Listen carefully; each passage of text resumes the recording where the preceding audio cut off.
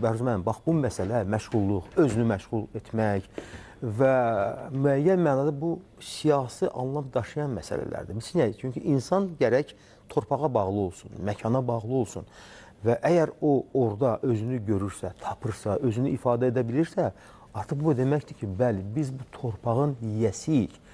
Düşmənlər, sonra dezinformasiya, təbliğat kampaniyaları vaxtaşırı bizi inandırmağa çalışırdılar ki, güya Azərbaycan xalqı bu yükün öhdəsindən gələ bilməyəcək. Birincisi, biz torpaqlarımızı azad edə bilməyəcəyik. Digər tərəfdən artıq düşmən elə bir kökə salmışdı torpaqlarımızı, ərazilərimizi ki, həqiqətən orada hər şey sıfırdan başlamaq lazımdır. Və bu baxımdan mənə elə gəlir ki, məhz elə dövlət başçısının ən böyük mesajı dünya birliyinə, qonşulara, bütün dörd tərəfin hamısına ondan ibarətdir ki, biz bunu da bacarırıq, özü də çox gözəl bacarırıq. Və nədir, bax, bu təcrübənin əsas mahiyyəti? Bir daha axşamınız xeyir, təşəkkür edirəm.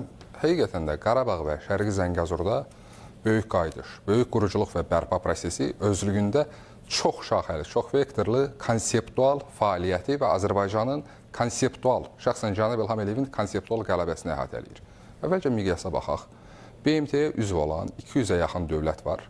Həmin dövlətlərin 70-nin ərazisindən Qarabağ və Şərqi Zəngəzur daha böyükdür. Təsəvvür edin, 70 ölkədən daha böyük bir sahədə Cənab İlham Əliyev sıfırdan şəhər qurur. İkincisi, biz hansısa səhrada, hansısa çöldə, hansısa, məsələn, Zərdabın, Kürdəmirin, Biləsuvarın hansısa bir boş sahəsini götürüb şəhər salmırıq. Biz minalarla çirklənmiş, illər ərzində Kulturasidə, Urbisidə, Ekosidə məruz qalmış bir bölgədə yenidən həyat qaytarır o bölgə. Digər vacib amil.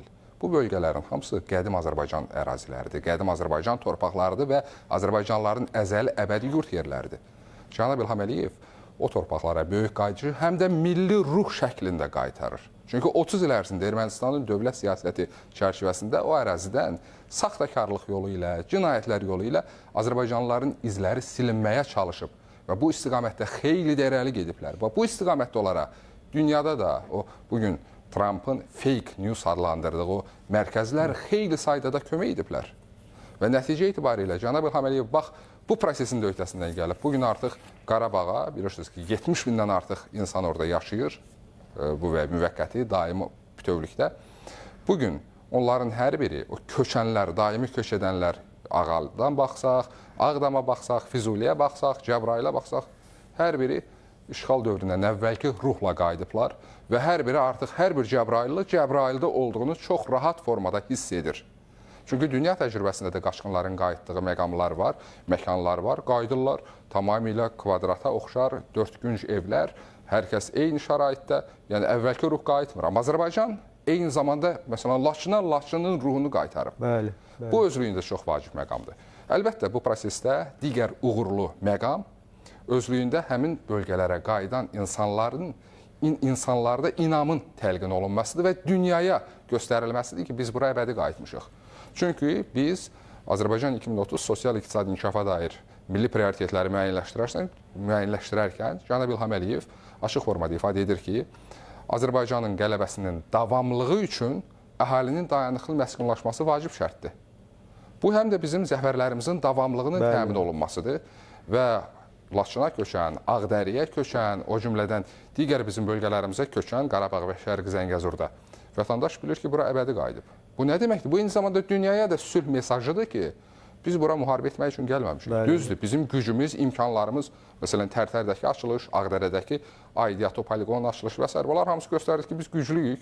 İstənilən formada gücümüzü artırmaqda davam edirik. Möhtərəm Prezident elə yerli televiziyalara müsahibəsində də ifadə etdi ki, o qalib ordu əvvəlkinə münasibətdə, 2020-ci ilə münasibətdə, 2023-cü ilə münasibətdə qat-qat daha güclüdür. Bu öz yerində. Amma Cənab İlham Əliyev eyni zamanda Ağdərə sakinləri ilə görüşdə dedi ki, biz müharibə arzulamırıq. Çünki Azərbaycan böyük dövlətdir. Yəni, bütün bunların fonunda əminliklə demək olar ki, artıq Azərbaycan qarşısına qoyduğu məqsədləri kifayət qədər uğurla nəinki realizə edir. Həm də siz bayaq çoxsaylı informasiya hücumlarından danışdınız. Azərbaycan artıq özünün qələbələri ilə, Cənab İlham Əliyev özünün siyasəti ilə elə bir format yaradıb ki, məsələn, əvvəllər istər xaricdən, istər elə daxildən o xaricin uzantıları, o ünsürlər, antimilli ünsürlər davamlı şəkildə inandırmağa çalışırdılar ki, bir, Azərbaycan müharibə edə bilməz. Azərbaycan Qarabağı, Şərqi Zəngəzur işğaldan azad edə bilməz. Nə oldu bəs? Azərbaycan Vətən müharibəsində qələbəsindən sonra Xankəndi hanı deyə suallar internet resurslarında bu antimilli ünsürlər və onların xaricdəki dayaqları tərəfindən gündəmdə sovrulurdu.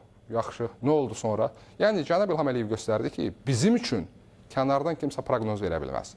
Azərbaycan xalqının iradəsi, Azərbaycan xalqının taleyi milli iradə tərəfindən hökm edilir bu iradə üzərində və Azərbaycan xalqı öz taleyini müəyyən edir.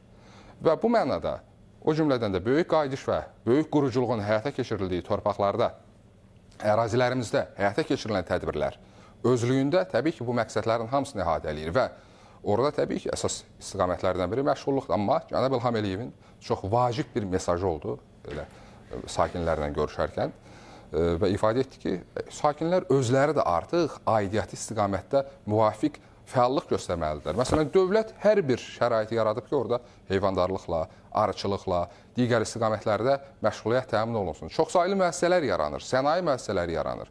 Qarabağ, Şərqi Zəngəzur artıq Azərbaycanın sözün əsl mənasında iqtisadiyyatına inteqrasiya, artıq buna reinteqrasiya da deyə bilmirik. Çünki Sovet dövründə bu qədər inteqrasiya baş tutmamışdı. Bu qədər iqtisadiyyatda pay sahibi deyildi.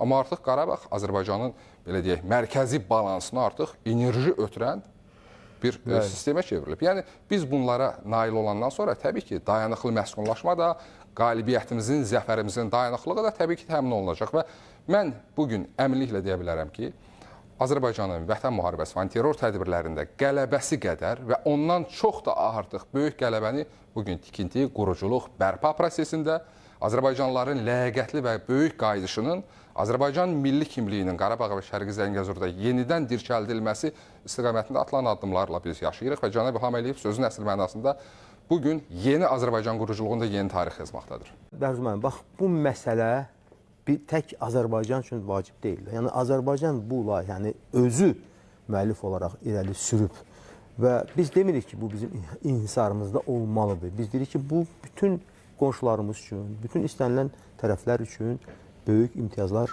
vəd eləyən bir layihədir. Və burada haradasa əlahidə bir yanaşma göstərmək və ya bir, belə deyək də, nə bilim, örtülü bir məqamları önə çıxartmağın mənası varmı, yoxsa yox? Çox maraqlı bir məqama toxunursunuz. Həqiqətən də görürük ki, Rubio və Ermənistan Xarici İşlər Nazirinin müvafiq və qəbul etdiyi bəyanatın ardınca müəyyən ajiyotaj yaşandı. Hətta ölkə mediasının özündə də bəzən yanlış yanaşmalar biz müşahidə etdik. Fərziyyələr var idi də yəni. Amma məsələ nədən ibarətdir?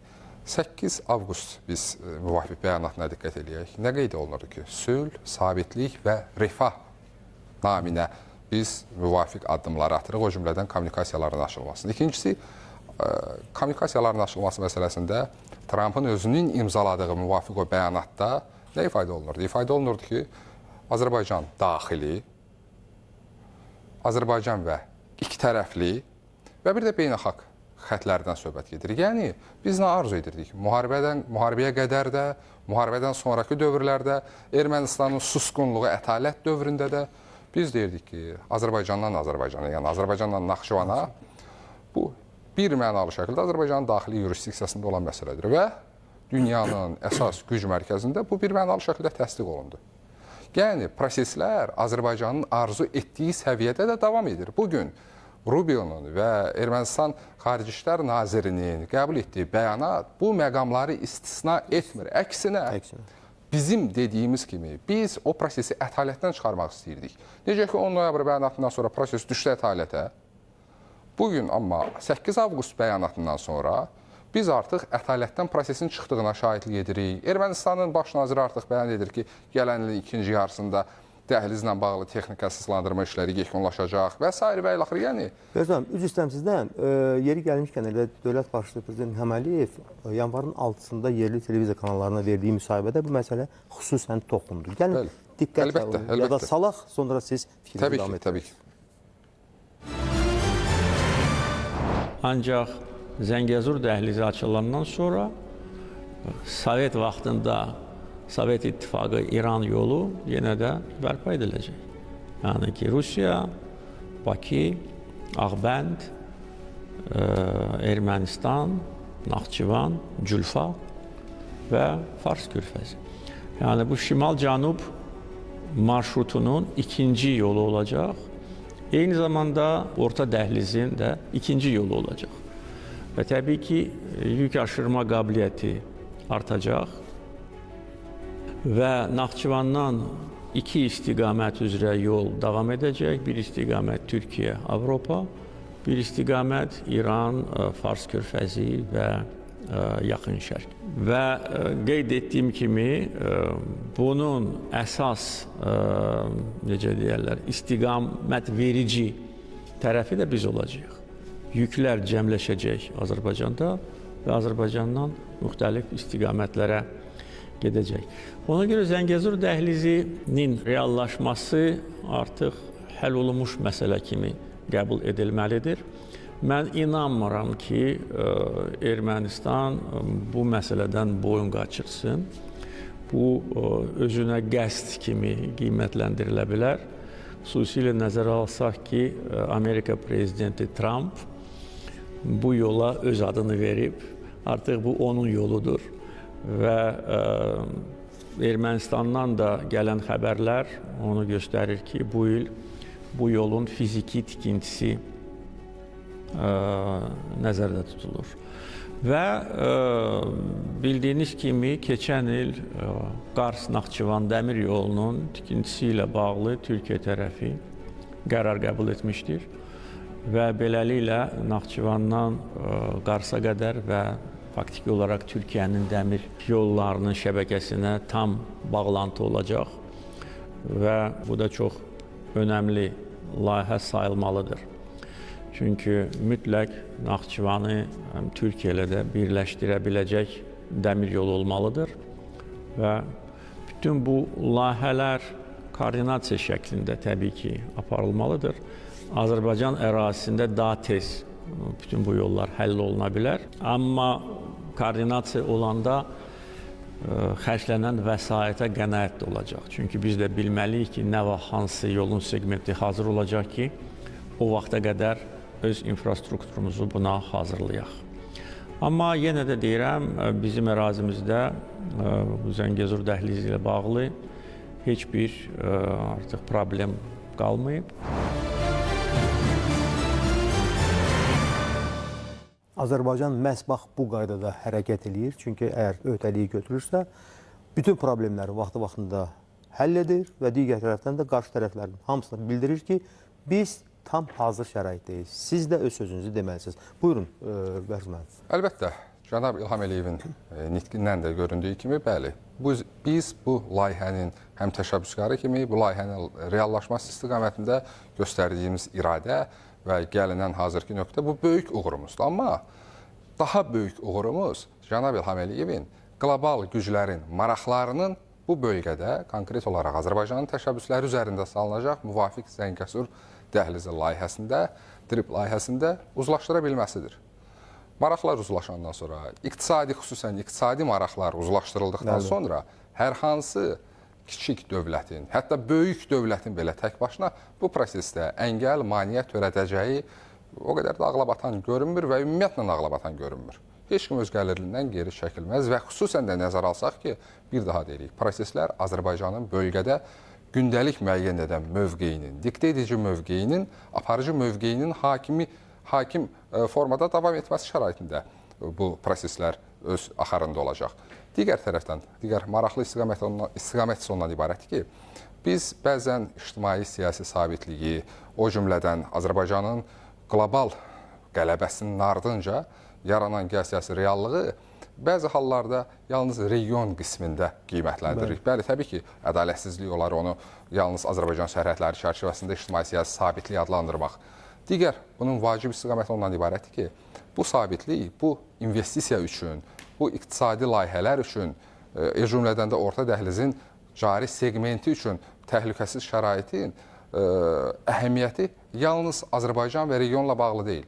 Məsələn, İrandakı vəziyyəti biz görürük. O cümlədən şimal qonşumuzdakı müharibənin davam etdiyi şəraitdə bu proseslərin nəticəsinin nə olmasından asılı olmayaraq, Azərbaycanın, orta dəhlizin Azərbaycan segmentinin əhəmiyyəti etibarlılıq, dayanıqlı təşəbbüskarlıq baxımından heç vaxt ikinci dərəcəyə keçməyəcək. Yəni Evet, bu əslində Azərbaycan prezidentinin tamamilə yaratdığı tamamilə yeni bir reallıqdır ki, bu reallıqda da artıq qeyd etdiyim kimi maraqlar da uzlaşıb, bu reallıqda artıq real fayda da var. Eyni zamanda bunu biz dəfələrlə demişik və hesab edirəm dəfələrlə də deməliyik.